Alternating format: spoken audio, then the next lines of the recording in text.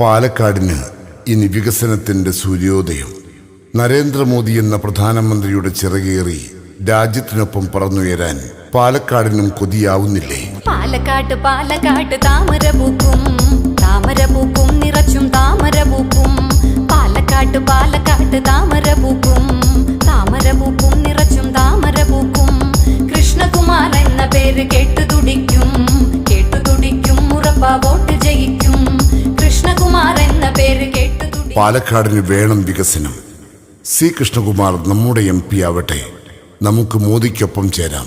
നമ്മുടെ ചിഹ്നം താമര. നമ്മുടെ സ്ഥാനാർത്ഥി സി കൃഷ്ണകുമാർ.